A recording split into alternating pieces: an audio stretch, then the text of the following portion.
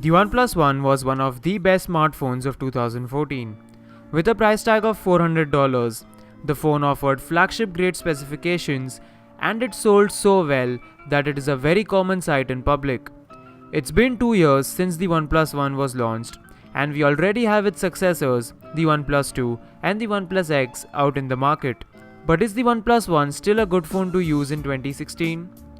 To get my answer, I switched to the OnePlus One as my daily driver, tested a few marshmallow ROMs on the phone, and finally, here I am with my full review.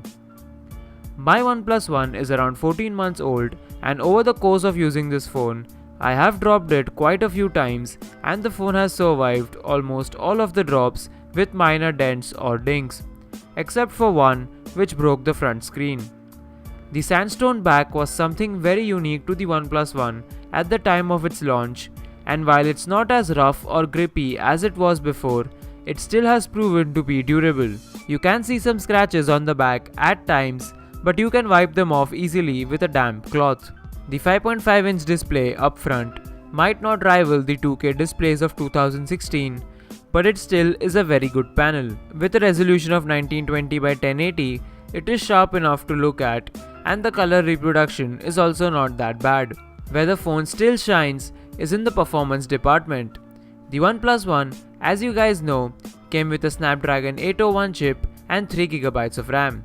The Snapdragon 801 might seem very underpowered on paper in comparison to the Snapdragon 810 or the 820, but when it comes to everyday use, it still does a great job.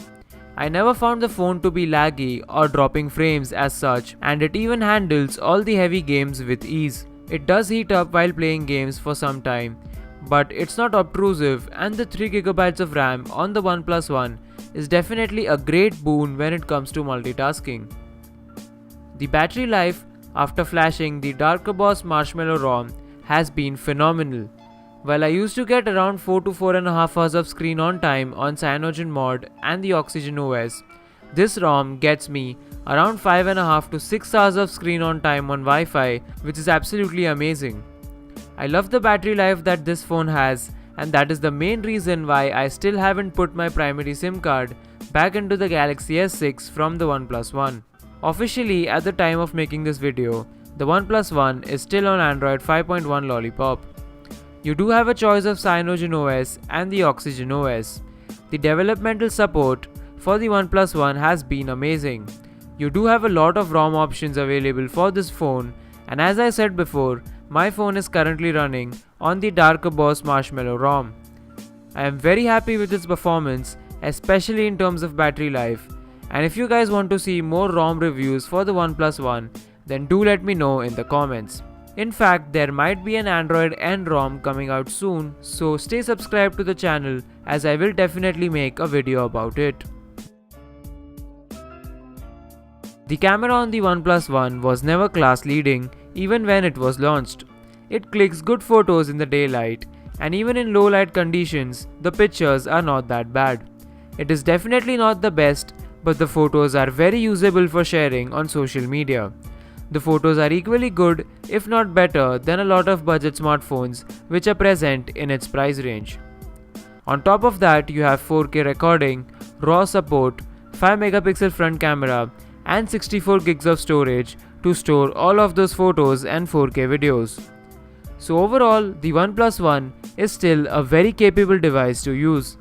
It did play an important role in the budget smartphone market because nowadays we see a lot of manufacturers launching high-end phones for around $300 to $400.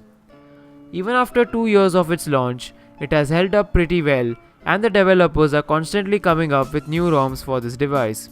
I can't wait to see what Android N does to the OnePlus One, but I will definitely cover it as and when it is available.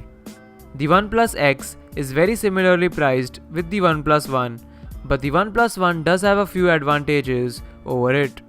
So in case for some reason you are thinking of getting a OnePlus One, or you are confused whether you should upgrade it or not, I hope this video has helped you out.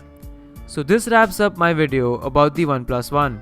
I hope you guys enjoyed the content, and if you did, then do show your support by liking and sharing this video. Please subscribe for more OnePlus One content, and do let me know your thoughts about the OnePlus One in the comments. Thank you for watching and I will see you guys in the next video. Peace.